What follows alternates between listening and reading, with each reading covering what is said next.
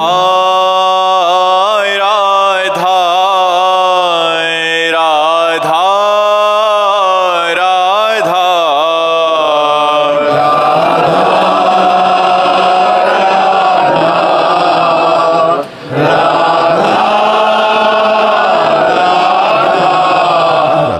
राधे राधे। स्वागत है। मैं हूँ साधना और मैं हूँ विवेक चौधरी। आज हम एक बहुत ही विशेष स्रोत पर बात करने वाले हैं। ये श्री हित प्रेमानंद गोविंद शरण जी महाराज के एक एकांतिक वार्तालाप और दर्शन सत्र के कुछ अंश हैं। जी हाँ, हमारे पास इस सत्संग का एक लिखित प्रतिलेख है, एक ट्रांसक्रिप्ट है, और इसमें भक्तों ने जीवन, भक्ति, आध्यात्म इनसे जुड़े कई तरह के सवाल पूछे हैं, व्यवहारिक भी और गहरे भी। और महाराज जी ने उनके उत्तर दिए हैं। बिल्कुल, समाधान दिए हैं। तो आज हमारी कोशिश यही रहेगी कि महाराज जी के इन उत्तरों से उन मुख्य शिक्षाओं को, उन इनसाइट्स को समझें जो शायद हमारे अपने जीवन के लिए, हमारी आध्यात्मिक यात्रा के लिए भी प्रासंगिक हो सकती हैं। हाँ बिल्कुल, देखते हैं क्या कुछ सीखने को मिलता है। चलिए तो शुरू करते हैं। पहला खंड है भक्ति और जो रोजमर्रा की जिंदगी की चुनौतियां हैं उनसे जुड़ा हुआ। एक सवाल जो बहुत लोगों के मन में आता है कि भक्ति भाव तो बढ़ रहा है, पर ये जो दुनिया की चीजें हैं, भोग, उनकी इच्छा कम क्यों नहीं होती। और इसी से जुड़ा एक और सवाल था कि क्या जैसे YouTube वगैरह से सुनकर नाम जप करते हैं तो क्या वो उतना प्रभावी नहीं होता। हाँ, ये दोनों ही बहुत बहुत अहम सवाल है और महाराज जी का जवाब यहाँ बहुत स्पष्ट है, बहुत दृढ़ है। पहले सवाल पर वो कहते हैं भजन बढ़ाते रहो। अच्छा। निरंतर भजन वही भोग इच्छा को धीरे धीरे कम करेगा, खत्म करेगा। ये कोई मतलब स्विच नहीं है कि आज भक्ति शुरू की और कल इच्छाएं खत्म। हाँ, ये प्रक्रिया है। ये एक प्रक्रिया है, अभ्यास से होगी। और दूसरी बात YouTube वाली, उस पर उन्होंने बिल्कुल साफ कहा कि नाम जब चाहे कहीं से भी सुना हो, कहीं से लिया हो, नाम तो भगवान का ही है ना। हाँ, नाम तो वही है। तो वो पूरी तरह प्रभावी है, इसमें कोई शक, कोई संशय नहीं रखना चाहिए। उन्होंने तो बल्कि कई बार वहीं पे राधा राधा नाम बोलकर जैसे उस शंका को तुरंत काट दिया। उनका जोर नाम की शक्ति पर है, विश्वास पर है, माध्यम पर उतना नहीं। यानी मुख्य चीज है कि आप करें और विश्वास से करें। बिल्कुल, निरंतरता और विश्वास। अच्छा, फिर एक और व्यावहारिक चुनौती सामने आई। जैसे कोई भक्त दक्षिण भारत में रहता है जहाँ का माहौल, खान पान शायद उत्तर भारत के भक्ति माहौल से अलग लगे। हाँ, संभव है। माता पिता भी साथ नहीं है। हाँ। तो ऐसे में जो प्रतिकूल सा माहौल लगता है उसमें भजन कैसे बनाए रखें।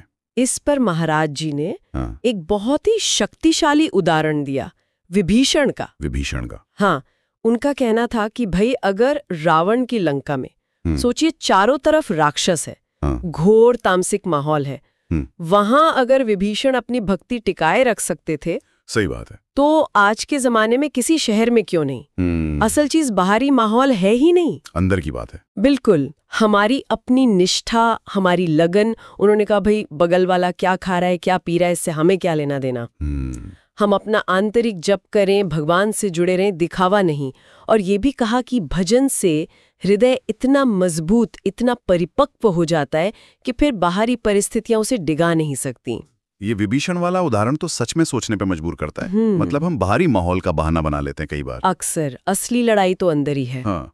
अच्छा, अब एक और दिलचस्प दुविधा पर आते हैं। समाज में हमें सम्मान चाहिए होता है, प्रेम भी। इन दोनों में से किसे चुनना चाहिए, किसे प्राथमिकता दें? ये बहुत गहरा सवाल है और महाराज जी का नजरिया यहाँ थोड़ा पारंपरिक सोच से हटकर है। अच्छा, कैसे? वो सम्मान को आध्यात्मिक नजरिए से खतरनाक मानते हैं। खतरनाक? हाँ, उनका तर्क है कि सम्मान की इच्छा, और जब सम्मान मिलता है तो उससे हमारा देहाभिमान, मतलब मैं ये शरीर हूँ वाला भाव, वो बढ़ता है। अहंकार। हाँ, अहंकार और दूसरे दुर्गुण आते हैं और ये अंततः हमें ईश्वर से दूर ले जाता है। उन्होंने इसे नरक का मार्ग तक कहा। अरे, इसके बिल्कुल विपरीत अपमान, जिसे हम सब बहुत बुरा मानते हैं। हाँ, कोई नहीं चाहता, पर वो कहते हैं कि अपमान असल में हमारे पाप काटता है, हमारे अहंकार को चोट पहुंचाता है, हमें विनम्र बनाता है और इस तरह ईश्वर के करीब ले जाने में मदद कर सकता है। और प्रेम का मार्ग क्या सिखाता है कि हम खुद सम्मान की इच्छा ना रखें, अमान, और दूसरों को सम्मान दें, मानद। इसलिए प्रेम सम्मान से कहीं ज्यादा श्रेष्ठ है। ये तो वाकई एकदम क्रांतिकारी विचार है। जिसे दुनिया सफलता मानती है सम्मान, वो बाधा है, और जिसे दुख मानती है अपमान, वो सहायक है। आध्यात्मिक उन्नति के लिए। हाँ, ये सोचने वाली बात है कि हम असल में किसके पीछे भाग रहे हैं। अच्छा, इसी से जुड़ी एक और कश्मकश, आसक्ति। एक भक्त ने पूछा कि वो जानते हैं कि मैं परमात्मा का अंश हूं, ये ज्ञान है, पर फिर भी संसार में फंस जाते हैं, आसक्त हो जाते हैं। ये क्यों होता है? इससे कैसे निकलें? और महाराज जी फिर से समाधान कहाँ पाते हैं? भजन में। फिर भजन? हाँ, उनका कहना है कि बिना पर्याप्त भजन के, बिना नाम जप के हमारा हृदय इतना मजबूत नहीं होता, इतना परिपक्व नहीं होता कि वो संसार के जो छोटे छोटे आकर्षण हैं, जैसे किसी का स्नेह मिल गया, कोई तारीफ कर दी, कोई स्वादिष्ट चीज खा ली, ये बहुत सूक्ष्म रूप से हमें बांध लेते हैं। हाँ, पता भी नहीं चलता। बिल्कुल। तो निरंतर भजन से ही, नाम जप से ही हृदय में वो ज्ञान और वैराग्य आता है, वो परिपक्वता आती है, जिससे व्यक्ति दुनिया के सारे काम करते हुए भी, मतलब दुनिया में रहते हुए, हाँ, दुनिया में रहते हुए, सब करते हुए भी उनसे असंग, निर्लिप्त रह पाता है। यही सच्चा वैराग्य है। ये नहीं कि सब छोड़कर भाग गए, करते हुए भी मन से न चिपकना। क्रिया में रहते हुए भी असंग रहना, ये भजन की परिपक्वता है। बिल्कुल, ये भजन का फल है। तो फिर बात घूम फिर कर वहीं आ रही है कि अंदर की मजबूती भजन से ही आएगी। अच्छा, अब थोड़ा भगवत प्राप्ति और नाम जप की गहराई में चलते हैं। एक प्रश्न था कि क्या लाखों लोग भगवत प्राप्ति के लिए साधना करते हैं? या महाराज जी ने एक बहुत महत्वपूर्ण फर्क समझाया। उन्होंने कहा कि ये सोचना कि लाखों लोग भगवत प्राप्ति के लिए लगे हैं, ये सही नहीं है। अच्छा। वास्तविकता ये है कि लाखों में शायद कोई एक होता है जो ठीक से भजन करता भी है, और उन भजन करने वालों में भी कोई बिरला ही होता है जो सच में भगवान को चाहता है। भगवान को? हाँ, भगवान को। भगवत प्राप्ति मतलब भगवान को पाना। ज्यादातर लोग तो भगवान से कुछ न कुछ चाहते हैं। हाँ, ये परेशानी दूर हो जाए, वो मिल जाए। बिल्कुल, दुख दूर हो, सुख मिले, नौकरी मिले, बच्चा हो जाए, ये सब भगवान से मांगना है। भगवान को मांगना, सिर्फ उनके प्रेम के लिए उन्हें चाहना, ये बहुत दुर्लभ है। महाराज जी कहते हैं जिसको ये चाहत हो गई, वो कोई साधारण नहीं, वो असाधारण है, चाहे बाहर से कैसा भी दिखे। ये शायद पिछले जन्मों की कमाई होती है, साधना होती है। भगवान से चाहना और भगवान को चाहना, ये फर्क समझना तो बहुत ही जरूरी है। तो फिर ये जो दुर्लभ अवस्था है कि हम भगवान को चाहें, ये मिले कैसे? इसका रास्ता क्या है? महाराज जी के अनुसार इसका मूल और इसका राजमार्ग एक ही है, नाम जप। फिर से नाम जप? हाँ, उन्होंने सूत्र दिया, प्रेम मूल ये नाम है।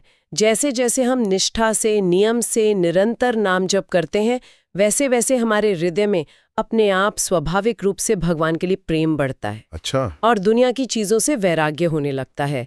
यही प्रेम फिर भगवान को पाने की सच्ची प्यास, सच्ची चाहत जगाता है। लेकिन विवेक जी, कई बार ऐसा होता है, साधक अनुभव करते हैं कि नाम जप में हमेशा आनंद नहीं आता, कभी मन नहीं लगता, कभी बोझ जैसा लगता है।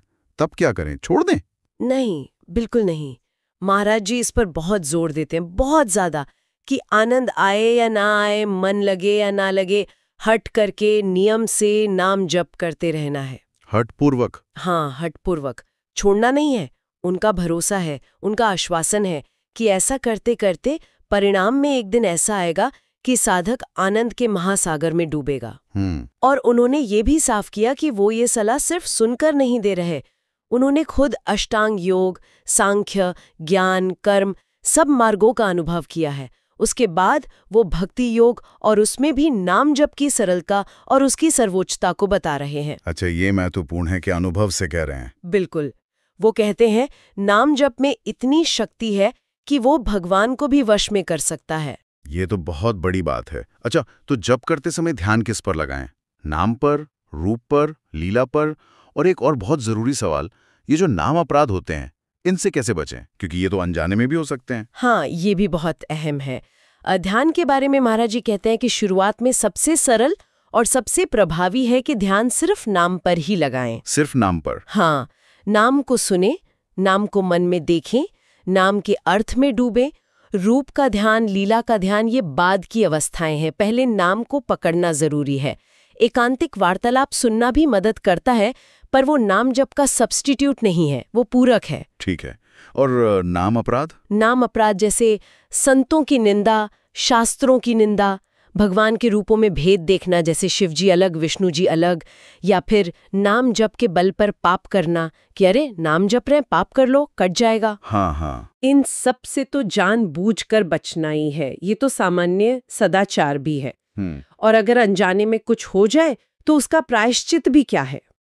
उसी नाम का और ज्यादा कीर्तन करना। अच्छा, उसी नाम से धुलेगा। हाँ, और एक बहुत बहुत मार्मिक बात उन्होंने कही कि अगर किसी का किया अपमान हमारे दिल में चुभ जाता है, बैठ जाता है, हमें दुखी करता होता है अक्सर, तो इसका मतलब है कि नाम अभी हमारे दिल में ठीक से बैठा नहीं है। ओहो। जब नाम दिल में रम जाएगा तो अपमान असर नहीं करेगा, क्योंकि तब अपमान के दुख से ज्यादा चिंता नाम छूटने की होगी। वाह, ये तो बहुत गहरी कसौटी है कि नाम कितना अंदर उतरा है। अच्छा, अब कुछ और गहरे आध्यात्मिक प्रश्नों को लेते हैं। एक सवाल था, हमारी 3 देहें मानी जाती हैं, स्थूल, सूक्ष्म और कारण। इनसे परे होकर भक्ति कैसे करें? ये सुनने में थोड़ा कठिन लगता है। हाँ, ये ज्ञान मार्ग की भाषा लगती है, पर महाराज जी ने इसे भक्ति के नजरिए से बहुत सरल और प्रैक्टिकल बना दिया। कैसे? उन्होंने कहा, देखो, ज्ञान मार्ग में शायद इन देहों से परे जाने की, इनका निषेध करने की बात होती होगी, लेकिन भक्ति मार्ग तो समर्पण का मार्ग है। समर्पण का। हाँ, तो यहाँ इन देहों से परे नहीं जाना, बल्कि इन तीनों देहों को ही भगवान की सेवा में लगा देना है। तीनों को कैसे? स्थूल देह, ये जो हमारा शरीर है, इससे भगवान की सेवा करें, परिक्रमा करें, दंडवत करें, मंदिर साफ करें। सूक्ष्म देह, जिसमें मन, बुद्धि, अहंकार आते हैं, उससे भगवान के रूप का, गुणों का, लीलाओं का चिंतन करें। अच्छा। और कारण देह, जो हमारा मूल स्वभाव है, संस्कार है, उसे भजन में, कीर्तन में, सत्संग सुनने में लगाएं। जब ये तीनों देहें इस तरह भगवान की सेवा में लग जाती हैं तो भक्ति अपने आप होने लगती है। और इसके बाद फिर वो भाव देह मिलती है, जिसमें भक्त अपने सिद्ध स्वरूप से ठाकुर जी की सेवा का अनुभव करता है। तो भक्ति मार्ग त्याग का नहीं, नियोजन का है, समर्पण का है। यानी इन देहों का तिरस्कार नहीं, बल्कि उनका सही इस्तेमाल, उनका रूपांतरण भगवान की सेवा में। ये बहुत सुंदर है। तो फिर ये कैसे पता चले कि कोई व्यक्ति उस आत्म स्वरूप में या उस भाव देह में स्थित हो गया है? क्या पहचान है उसकी? महाराज जी ने इसकी एक बहुत साफ पहचान बताई। उन्होंने कहा, जब ये भाव मिट जाए कि मैं पुरुष हूँ या मैं स्त्री हूँ। अच्छा, लिंग भेद मिट जाए। हाँ, ये स्थूल देह का भाव जब पूरी तरह मिट जाए, और जैसे अभी हमें हर वक्त अपने इस शरीर का ध्यान रहता है ना, हाँ बिल्कुल रहता है, वैसे ही सोते जागते उठते बैठते हर समय अपने उस असली भाव देह की स्मृति, अपना वो जो वास्तविक स्वरूप है, जैसे सखा भाव, दास्य भाव, वो उतना ही सहज और स्वाभाविक हो जाए, तब समझो की स्थिति आ गई है। ये तो बहुत ऊंची अवस्था लगती है। उन्होंने कहा, इसके लिए 2 चीजें चाहिए, बहुत भजन और संसार का पूरा विस्मरण।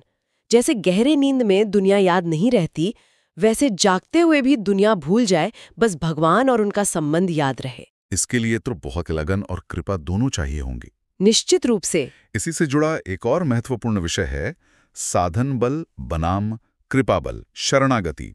महाराज जी का एक सूत्र वाक्य है, सर्वेषु साधनवरेषु चरम निराशा। मतलब सभी श्रेष्ठ साधनों के अंत में परम निराशा है। इसका क्या मतलब हुआ? हाँ, ये बहुत गहरा सूत्र है और साधक के लिए एक तरह की चेतावनी भी है। चेतावनी? हाँ, मतलब ये कि हमें अपने साधनों पर, जैसे हमारा ये शरीर है, स्वस्थ है, हमारी बुद्धि तेज है, इंद्रियां काम कर रही हैं, हम जब तब कर पा रहे हैं, इन पर अहंकार नहीं करना चाहिए और ना ही केवल इनके भरोसे बैठना चाहिए। क्यों? साधन तो जरूरी है ना? जरूरी है, पर नश्वर है, अनित्य है। शरीर कभी भी बीमार हो सकता है, बुद्धि काम करना बंद कर सकती है, इंद्रियां साथ छोड़ सकती हैं। अगर हमने सारी उम्मीद इन्हीं पर लगा रखी है, तो जब ये साथ छोड़ेंगे तो क्या हाथ लगेगा? घोर निराशा। महाराज जी स्पष्ट कहते हैं कि भक्ति और भगवत प्राप्ति ये मूल रूप से और अंततः केवल और केवल भगवान की कृपा से ही संभव है। तो फिर साधनों का क्या करें? जब तक साधन मिले हैं, शरीर स्वस्थ है, बुद्धि काम कर रही है, तब तक इनका पूरा उपयोग करना है। भगवान को खुश करने के लिए, उनकी सेवा में, भजन में, ये हमारा कर्तव्य है। लेकिन भरोसा अपने साधन बल पर नहीं रखना, भरोसा केवल कृपा बल पर रखना है। अच्छा, करना है पर भरोसा उन पे रखना है। बिल्कुल। नवधा भक्ति का जो आखिरी अंग है ना, आत्मनिवेदन, हे प्रभु मैं आपका हूँ, वही सार है, वही साध्य है। सच्ची शरणागति का मतलब ही यही है, भगवान के अनुकूल कर्म करना, प्रतिकूल का त्याग करना, तन मन धन सब उनका समझना और उनके भूलने पर बहुत व्याकुल होना। यानी साधन करते हुए भी कर्तापन का अभिमान न हो और फल के लिए पूरी तरह कृपा पर निर्भरता। ये संतुलन साधना है। यही साधना है। अच्छा, एक दार्शनिक सा प्रश्न है, आत्मा और परमात्मा का रिश्ता क्या है? महाराज जी ने इसे बड़े सरल उदाहरण से समझाया। शीशे का उदाहरण। शीशा। हाँ, जैसे हम शीशे के सामने खड़े हैं तो एक हम है और एक शीशे में हमारा अक्स प्रतिबिंब दिख रहा है। हाँ। क्या वो दो है? नहीं, शीशा हटा दें जो यहाँ माया या अज्ञान का प्रतीक है, तो क्या बचा? बस हम ही बचे। बस एक ही तत्व, ब्रह्म। शीशे की वजह से दो का भ्रम हो रहा था, पर असल में एक ही है। वैसे ही आत्मा यानी जीव और परमात्मा माया की उपाधि के कारण अलग लगते हैं, पर है एक ही तत्व, एको ब्रह्म द्वितीयो नास्ति। ये शीशे का उदाहरण तो बहुत आसानी से समझ में आ गया, भेद में अभेद। पर इसी से एक और सवाल उठता है जो शायद कई लोगों को आता होगा। अगर सब कुछ ब्रह्म ही है, सब ईश्वर ही है, तो फिर शास्त्रों में ये क्यों कहा जाता है कि असत्य को त्यागो, सत्य को अपनाओ? फिर तो सब कुछ ठीक होना चाहिए। हाँ, ये बहुत ही प्रैक्टिकल और महत्वपूर्ण सवाल है। महाराज जी ने इसे रस्सी और सांप के प्रसिद्ध वेदांतिक उदाहरण से समझाया। रस्सी और सांप? हाँ, जैसे अंधेरे में एक रस्सी पड़ी है, हमें भ्रम हो गया कि वो सांप है। ये क्या है? अज्ञान। हाँ, डर लगता है। डर लगता है। अब सही तरीका क्या है? क्या हम सांप मानकर ही डरते रहे या भाग जाएं? नहीं, हमें या तो पास जाकर देखना होगा या टॉर्च जलाकर, मतलब प्रकाश में देखना होगा। यहाँ प्रकाश ज्ञान या भक्ति का प्रतीक है। ठीक है। जब हम पास जाकर या प्रकाश में देखते हैं तो भ्रम टूट जाता है। पता चल जाता है कि अरे, ये तो रस्सी थी, सांप तो कभी था ही नहीं। हाँ, बिल्कुल। ठीक इसी तरह अभी हम अज्ञान में हैं और जगत को जो असल में असत्य है, मतलब नित्य नहीं है, उसे सत्य मान बैठे हैं और उसमें फंसे हैं।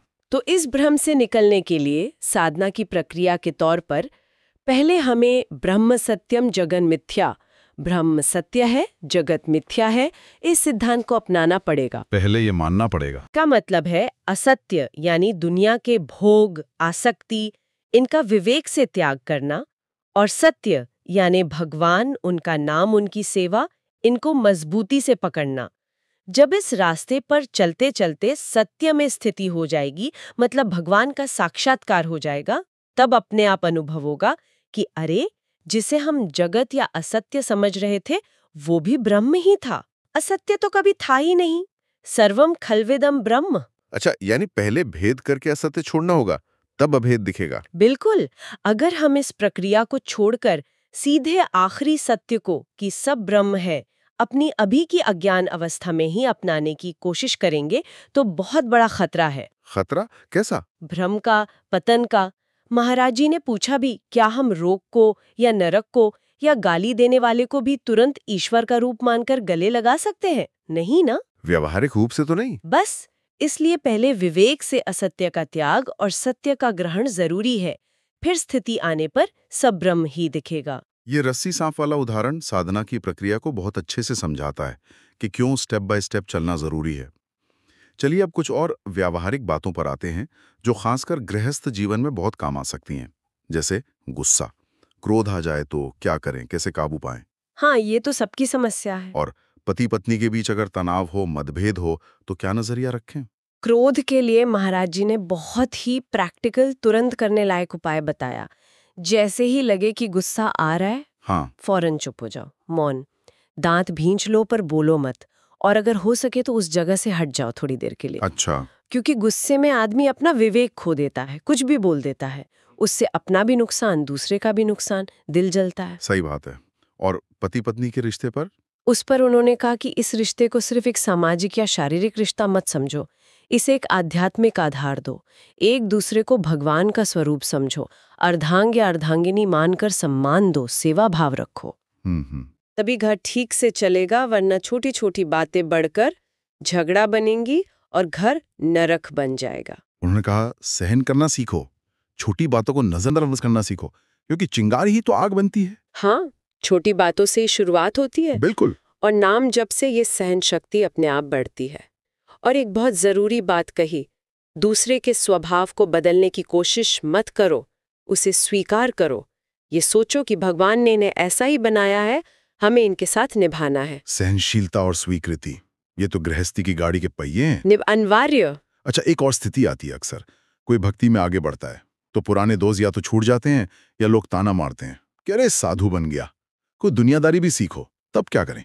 महाराज जी इस पर बिल्कुल साफ है। वो कहते हैं हमें इंसान को अपना सबसे पक्का दोस्त बनाने की कोशिश ही नहीं करनी चाहिए। क्यों? क्योंकि दुनिया की दोस्ती सच्ची नहीं होती, स्थायी नहीं होती, उसमें स्वार्थ होता है, धोखा होता है। हमारा सच्चा दोस्त, हमेशा साथ निभाने वाला, हमारा भला चाहने वाला, वो तो सिर्फ एक ही है, परमात्मा। उनसे दोस्ती करें। हाँ, उनसे दोस्ती जोड़ो। रही बात दुनिया के व्यवहार की, तो भक्त का व्यवहार सबके साथ बहुत मीठा, बहुत विनम्र, बहुत प्रेम वाला होना चाहिए, चाहे दोस्ती हो या ना हो। सबके साथ। हाँ, सबके साथ। भक्त का तो ये लक्षण है कि उसके पास कोई आए तो उसे शांति मिले, ठंडक मिले, उसे लगे कि हाँ किसी अच्छे इंसान से मिला। सबका आदर करना, सम्मान देना, ये भक्त का स्वभाव हो, दुनियादारी के नाम पर रूखापन या चालाकी नहीं। यानी अंदर दोस्ती परमात्मा से और बाहर व्यवहार सबसे अच्छा। बहुत संतुलित बात है। अच्छा, भोजन शुद्धि पर भी एक प्रश्न था। मान लीजिए कहीं दावत में गए और वहां प्याज लहसुन वाला खाना बनाए। भक्त को तो तामसिक भोजन से बचने को कहा जाता है, क्या करें ऐसी सिचुएशन में? हाँ, ये भी एक व्यवहारिक समस्या है। भक्त के लिए सात्विक आहार जरूरी है और प्याज लहसुन को तामसिक माना गया है। ये मन में रजोगुण तमोगुण बढ़ाते हैं। तो क्या करें? लड़ाई करें? नहीं, महाराज जी ने यहाँ भी प्रैक्टिकल सलाह दी। सबसे अच्छा तो ये है कि प्यार से बता दें कि भाई हम ये नहीं खाते। अगर ये मुमकिन ना हो या पंगत में बैठना ही पड़े तो देखो कि वहाँ क्या शुद्ध सात्विक चीजें हैं। जैसे खीर होगी, मिठाई होगी, फल होंगे या सादी पूड़ी या चावल होंगे जो बिना प्याज लहसुन के बने हो। बस वही थोड़ा सा ले लो। अच्छा, जो शुद्ध मिले वो ले लें। हाँ, मुख्य बात है अपनी शुद्धि बनाए रखना, पर उसके लिए दूसरों से झगड़ा करना, कड़वाहट पैदा करना ठीक नहीं। बुद्धि से काम लेना है, अपना भजन का लक्ष्य ध्यान में रखना है। बिल्कुल, व्यवहारिकता और नियम का संतुलन। अच्छा, क्या भक्ति करते हुए धन दौलत मतलब सांसारिक वैभव की इच्छा करना ठीक है? महाराज जी कहते हैं हाँ, कर सकते हैं, लेकिन एक शर्त है, उद्देश्य पवित्र होना चाहिए। पवित्र उद्देश्य मतलब अगर पैसा चाहिए अपने परिवार को पालने के लिए, समाज की सेवा करने के लिए, साधु संतों की सेवा, गौमाता की सेवा के लिए, तो इन नेक कामों के लिए तो धन चाहिए ही। हाँ, वो तो चाहिए। तो ऐसी स्थिति में भक्त को भगवान से ही प्रार्थना करनी चाहिए, भक्ति के द्वारा ही मांगना चाहिए, लेकिन तरीका गलत नहीं होना चाहिए। तरीका मतलब बेईमानी, चोरी, रिश्वत, किसी को दुख देकर पैसा नहीं कमाना।